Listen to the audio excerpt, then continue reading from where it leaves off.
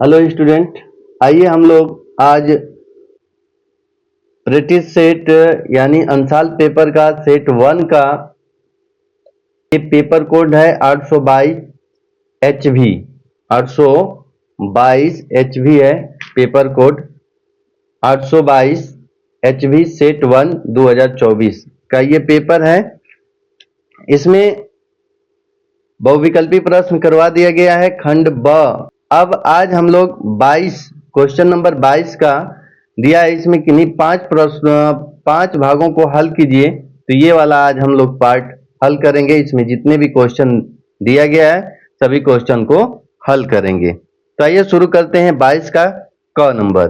देखिए क्वेश्चन क्या है। दो ऐसे क्रमागत विषम धनात्मक पूर्णांक ज्ञात कीजिए जिनके वर्गों का योगफल 290 हो। क्वेश्चन नंबर 22 का क है। हल करते हैं इसको। मान लेते हैं माना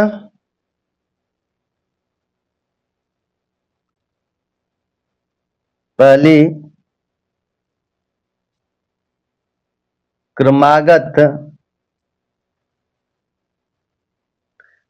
क्रमागत विषम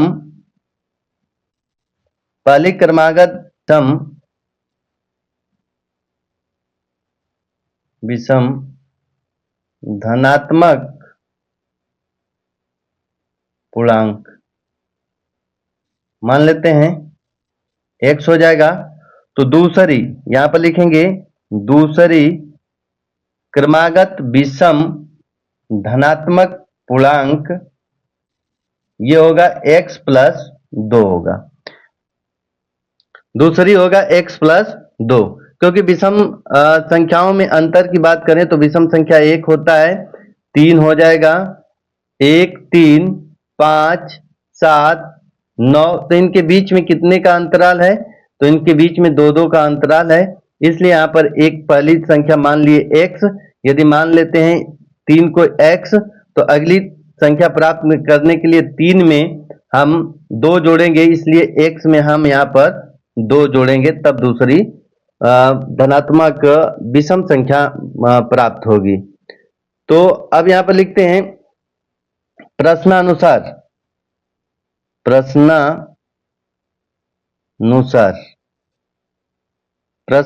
लिखते हैं। दिया है यहाँ पर वर्गों का योग 290 है। तो इनका वर्ग करते हैं। तो ये होगा x का वर्ग प्लस x प्लस 2 का वर्ग बराबर ये हो जाएगा 290 हो जाएगा।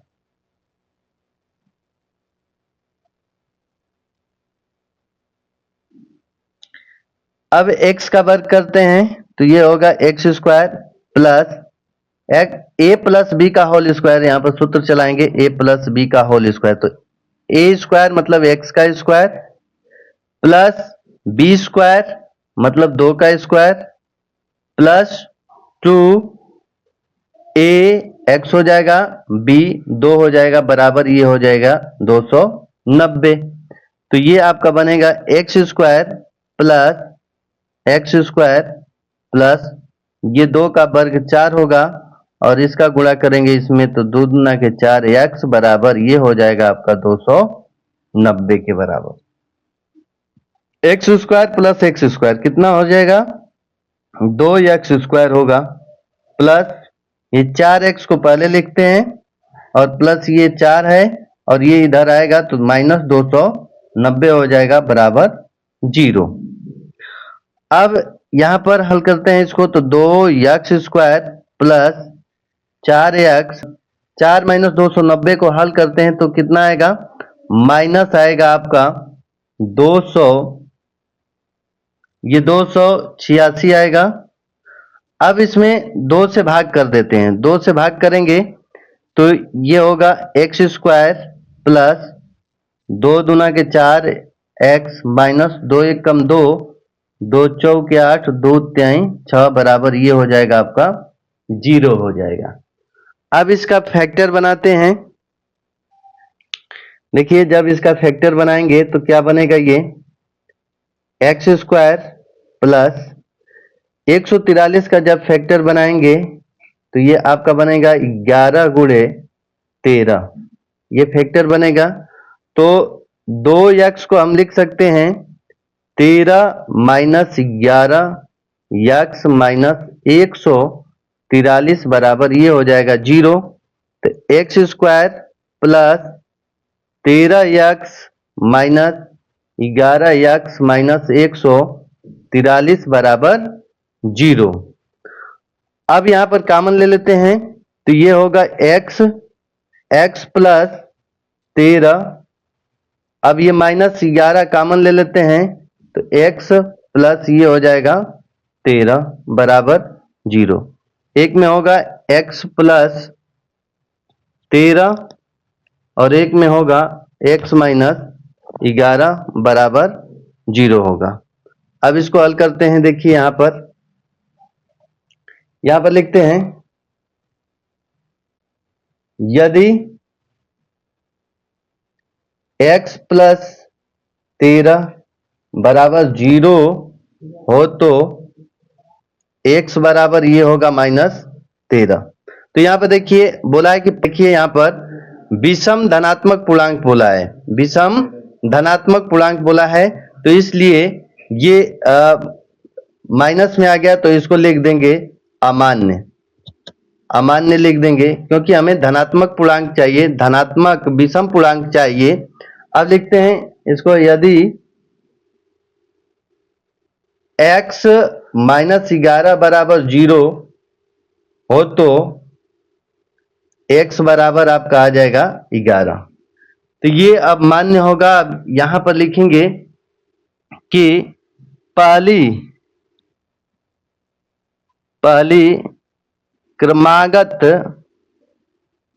क्रमागत विषम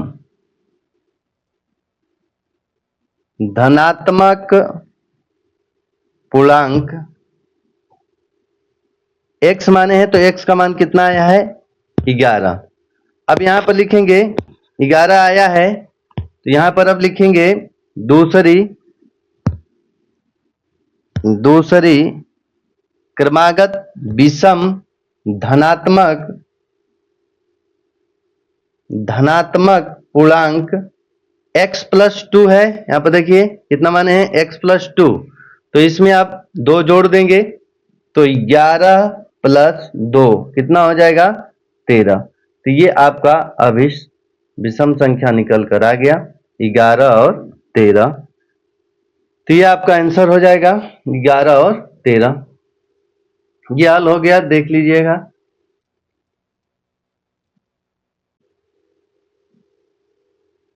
देखिए अगला क्वेश्चन दिया है 22 ख का, सिद्ध कीजिए कि दो सकेंद्रीय वृत्तों में बड़े वृत्त की जीवा जो छोटे वृत्त को स्पर्श करती है स्पर्श बिंदु पर समद्विभाजित होती है।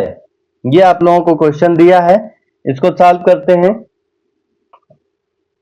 ये एक दिया है कि इसमें दो सकेंद्रीय वृत्त हैं। सकेंद्रीय वृत्त उसे कहते हैं और एक ही केंद्र से दो या दो से अधिक वृत्त खींचे जाएं तो उन्हें सकेंद्रीय वृत्त कहते हैं।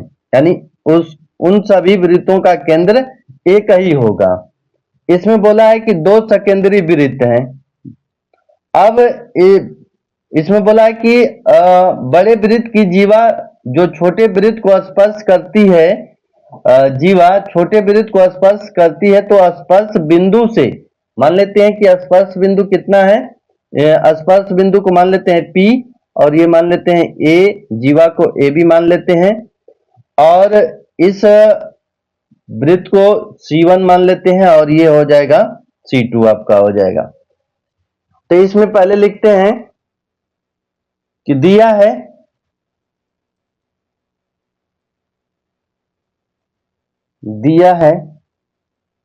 क्या दिया है उसको लिख लेते हैं। दिया है दो सकेंद्र वृत्त, दो सकेंद्रीय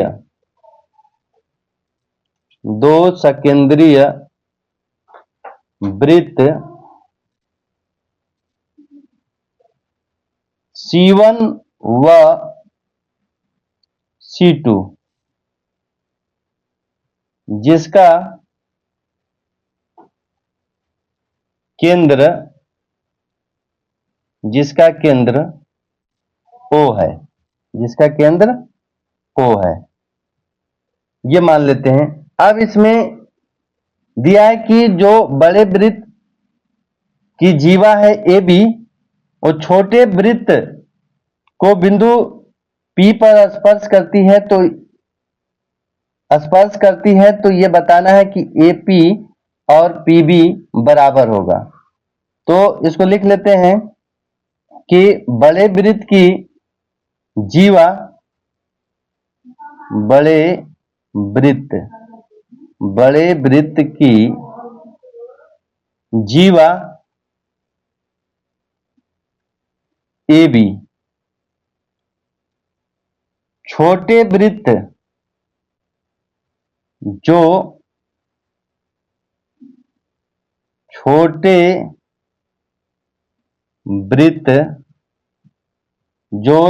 वृत्त को बिंदु P पर स्पर्श करती है। तो सिद्ध करना है,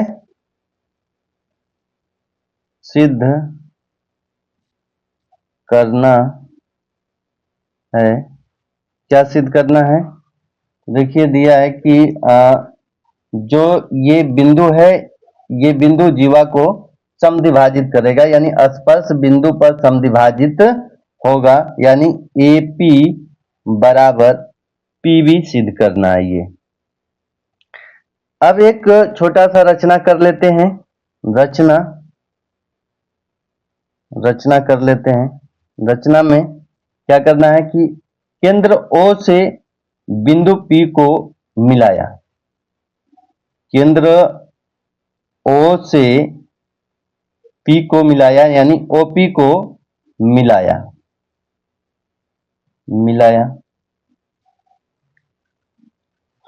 अब देखिए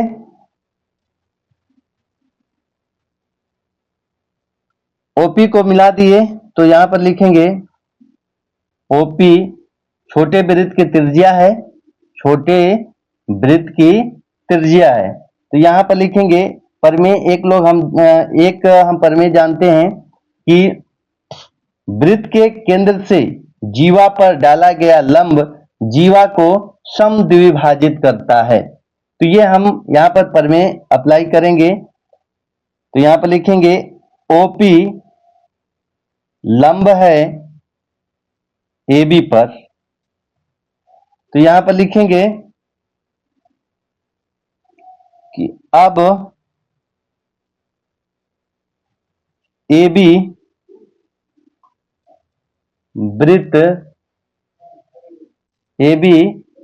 वृत्त C1, यानी C1 मतलब बड़े वृत्त की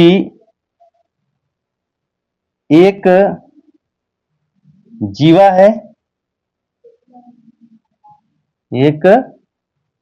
है, और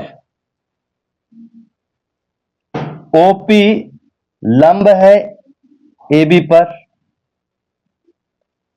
और हम जानते हैं, यहां पर लिखेंगे अतः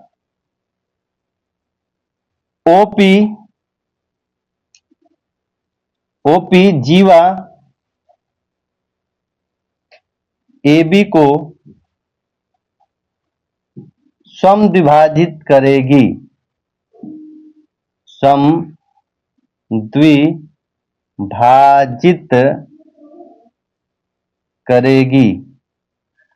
क्योंकि यहां पर लिख देंगे क्योंकि जीवा पर, क्योंकि केंद्र से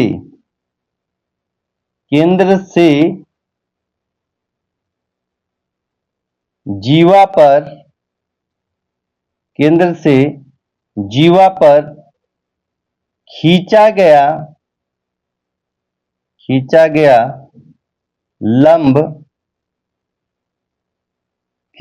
लंब उसे समद्विभाजित करता है। इतना लिखना होगा। देख लीजिए, एक बार और देख लीजिए। इसमें दिया है कि दो सकेंद्रीय वृत्त C1 और C2 जिसका केंद्र O है, बड़े वृत्त की जीवा AB है और जो छोटे वृत्त को बिंदु P पर स्पर्श करती है। तो सिद्ध करना है कि AP बराबर PB होगा। अब रचना करेंगे कि OP को मिला देते हैं, क्योंकि OP क्या है, छोटे वृत्त की त्रिज्या है। और ये जो OP जो है वो AB जीवा पर क्या है, लंब है। OP लंब है AB पर, अतः OP जीवा AB को समद्विभाजित करेगी। प्रमेय से हम लोग जानते हैं कि केंद्र से जीवा पर डाला गया लंब जीवा को समद्विभाजित करता है। तो यहाँ पर लिख देंगे, क्योंकि केंद्र से जीवा पर खींचा गया लंब उसे समद्विभाजित करता है। अब यहाँ पर लिख देंगे, अर्थात AP बराबर PB, इतना हम लोगों को करना होगा। अब ये हो गया हम लोगों का प्रूव्ड, ये सिद्ध हो गया। इतना हम लोगों को लिखना होगा।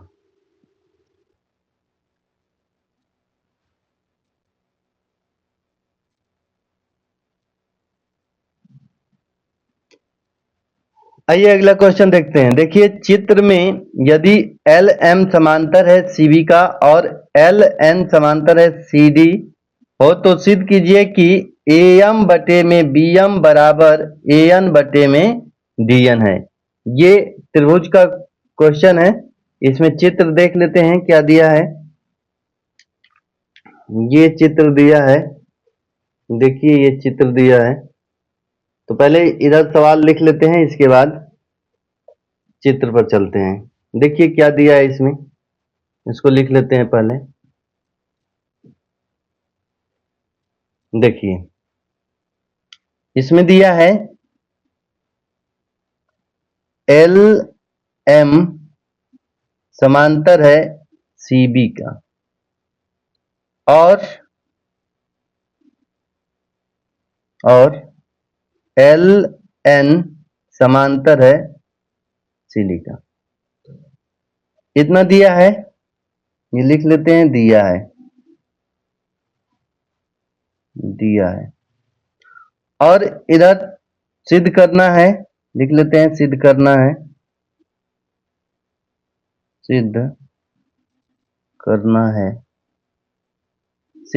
है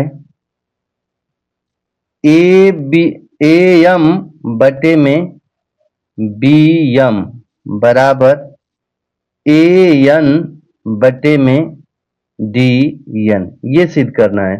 ये आपका क्वेश्चन नंबर 22 ग है। आइए अब इसको हल करते हैं।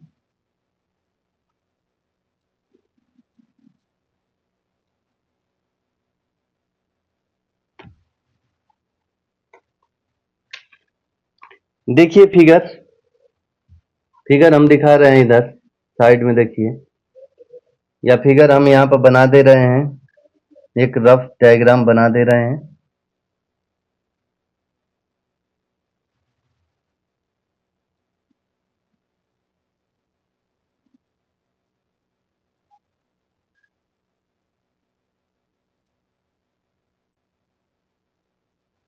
ये दिया है A और यहाँ पर दिया है ये M और यहाँ पर दे दिया है N और ये दिया है, ये दे दिया है D और ये है C और ये है B। ये है डायग्राम, देख लीजिए, मिला लीजिए, ऐसे सीधा फिगर बना दिए हैं।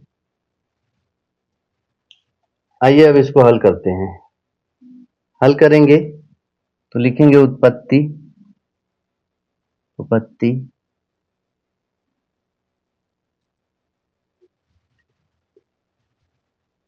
अब इसमें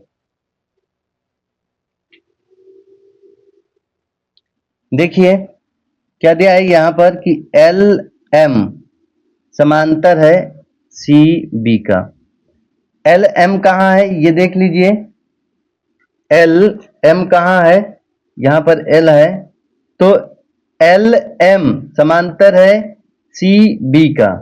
तो हम लोग जानते हैं कि एल एम समांतर है सी बी का, तो प्रमेय से हम लोग लिख सकते हैं कि ए एल बट्टे में एल सी बराबर ए एल बट्टे में एल सी, या ऐसे लिख सकते हैं सी एल, यहां पर सी लिखते हैं, ए एल बट्टे में एल सी एल बराबर होगा ए यम बट्टे में बी यम। ये समीकरण नंबर 1 हो गया। अब यहां पर दूसरा दिया है कि एल एन समांतर है सी डी का, तो प्रमेय से इसको भी लिख सकते हैं कि एल एन समांतर है सी डी का, तो लिख सकते हैं इसको ए एल बट्टे में सी एल बराबर, ये लिखेंगे ए एन बट्टे में ए एन बटे में डी एन, ये समीकरण नंबर 2 हो गया। समीकरण नंबर 1 और 2 से समीकरण नंबर 1 का मान इसमें रख देते हैं, तो कितना मिलेगा देखिए, मान रखेंगे तो ये होगा ए एन बटे में डी एन बराबर ये ए यम बटे में बी यम हो जाएगा। ये आपका सिद्ध हो गया। इसको सीधा लिख देते हैं, तो सीधा लिखेंगे तो ये ए यम बटे में बी यम बराबर ए एन बटे में डी एन हो जाएगा। तो ये आपका सिद्ध हो गया, ये प्रूव्ड हो गया। इतना देख लीजिए इस पूरे क्वेश्चन को।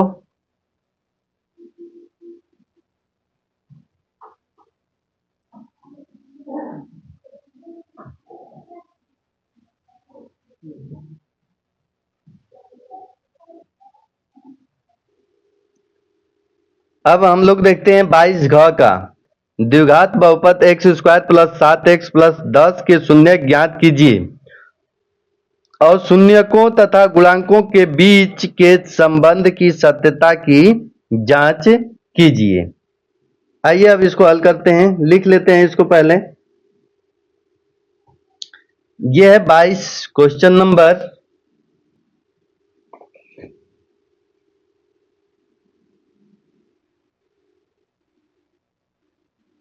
क्वेश्चन नंबर 22 का ये है घ नंबर सवाल। बहुपद दिया है द्विघात बहुपद, उसको लिख लेते हैं द्विघात बहुपद दिया है x square plus 7x plus 10। अब इसको हल करते हैं। जब हल करेंगे तो इसका फैक्टर बनाएंगे x square plus 7x plus 10 का, तो फैक्टर कितना बनेगा देखिए, इसका फैक्टर बनाते हैं तो एक्स स्क्वायर प्लस ये 7 को लिख सकते हैं 5 प्लस 2 एक्स प्लस ये बनेगा 10। तो ये आपका होगा x square plus 5x plus 2x plus 10। यहां पर x कॉमन लेते हैं तो x प्लस 5 और यहां पर 2 कॉमन लेते हैं तो ये होगा x प्लस 5 हो जाएगा। अब यहां पर x प्लस 5 कॉमन आ जाएगा तो यहां पर बचेगा x प्लस 2, ये हो गया। अब यहां पर लिखेंगे यदि एक्स स्क्वायर प्लस 7x+10 शून्य होगा, यहां पर लिखेंगे द्विघात बहुपद एक्स स्क्वायर प्लस 7x+10 शून्य होगा जब x प्लस 5 बराबर 0 लिखेंगे, तो यहां पर क्या आएगा, x बराबर ये आ जाएगा -5 आ जाएगा। अब लिखेंगे और या लिखेंगे या जब x प्लस 2 बराबर 0 होगा तब ये शून्य हो जाएगा, यानी कि x बराबर -2। तो इस द्विघात बहुपद के दो शून्य आ गए, x बराबर -5 और x बराबर -2 आ गया। अब शून्य सत्यता की जांच कर लेते हैं। क्वेश्चन में दिया है, देखिए कि शून्यकों और गुणांकों के बीच के संबंध की सत्यता की जांच कीजिए। तो जांच कर लेते हैं इसकी। यहां पर लिखेंगे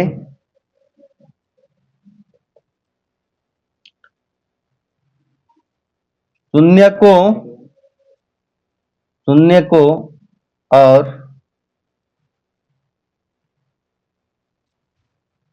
गुणांकों के बीच के संबंध की सत्यता की जांच कर लेते हैं। देखिए अब यहां पर लिखेंगे शून्यकों का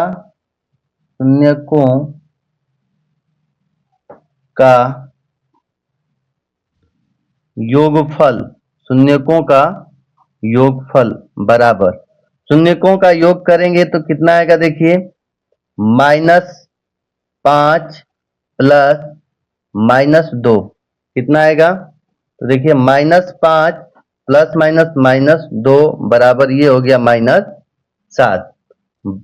अब यहां पर देखिए इसके नीचे एक लिख लेते हैं, तो यहां पर क्या आएगा, देखिए -7/1, यानी माइनस यहां पर रख देते हैं। 7 किसका गुणांक है, देखिए यहां पर सवाल में 7 x का गुणांक है, तो यहां पर लिखेंगे x का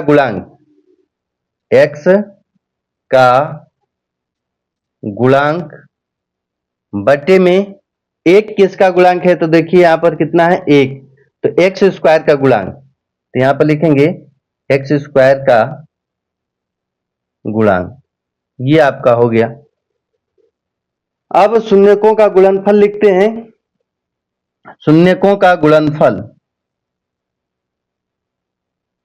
शून्यकों का गुणनफल, शून्यकों का गुणनफल लिखेंगे तो -5 गुणे -2 कितना आएगा, माइनस माइनस प्लस 5 दूना के 10 हो जाएगा। अब इसको लिखते हैं 10/1। 10 क्या है, देखिए 10 यहाँ पर अचर पद, तो यहाँ पर लिखेंगे अचर पद बटे में एक क्या है, एक्स स्क्वायर का गुणांक, तो यहाँ पर लिख देंगे एक्स स्क्वायर का गुणांक। तो ये हो गया आपका सत्यता की जांच, क्योंकि शून्यकों का योगफल का सूत्र होता है -x का गुणांक बटे में एक्स स्क्वायर का गुणांक, ये हो गया। और शून्यकों का गुणनफल होता है अचर पद बटे में एक्स स्क्वायर का गुणांक। तो ये सत्यता की जांच हम लोगों ने कर दिया।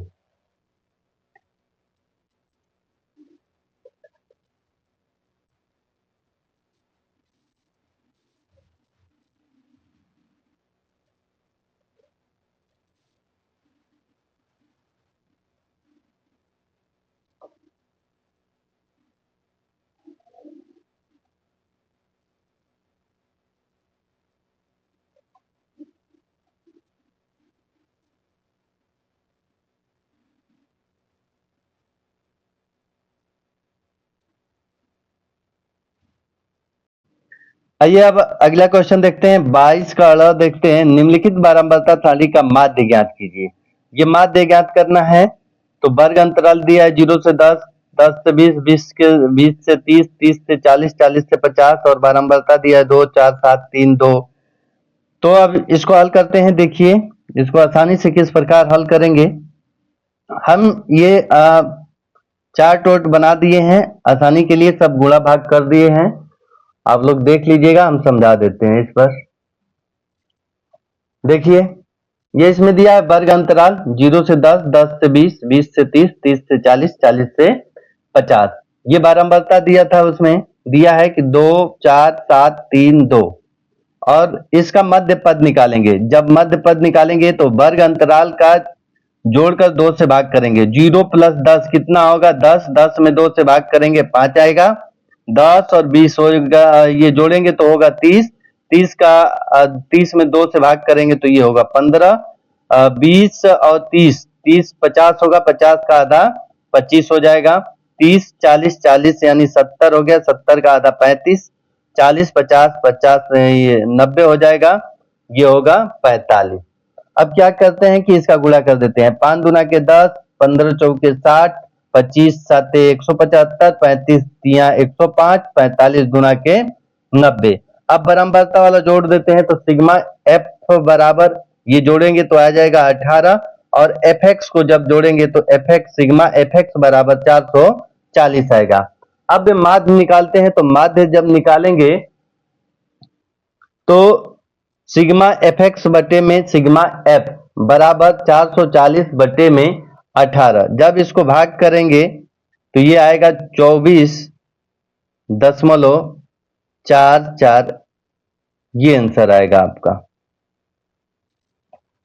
तो ये आपका आंसर हो गया। आइए अंतिम सवाल देखते हैं। 22 चौ का अंतिम सवाल। 22 का अंतिम सवाल चौ है। 22 चौ देखते हैं। एक थैले में 5 लाल गेंदे और कुछ नीली गेंदे हैं। यदि इस थैले में से नीली गेंद निकालने की प्रायिकता लाल गेंद निकालने की प्रायिकता की दोगुनी है तो थैले में नीली गेंदों की संख्या ज्ञात कीजिए। आइए इसको हल करते हैं। तो इसमें दिया है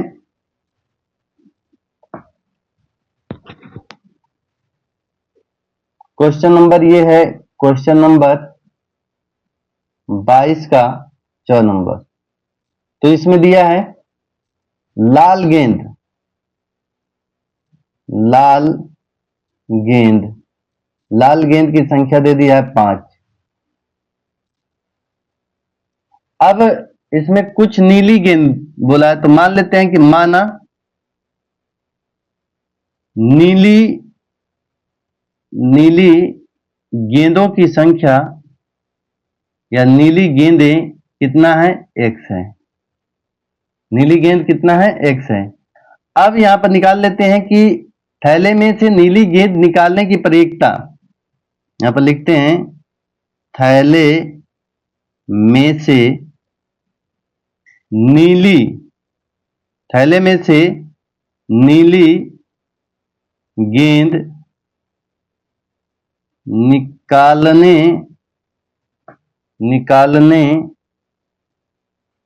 की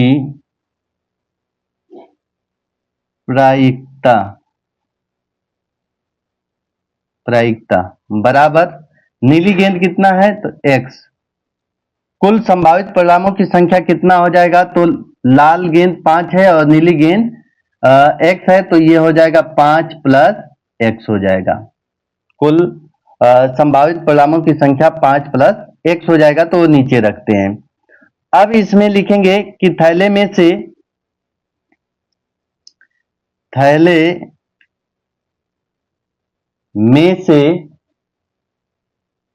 से लाल गेंद निकालने की प्रायिकता लिख लेते हैं।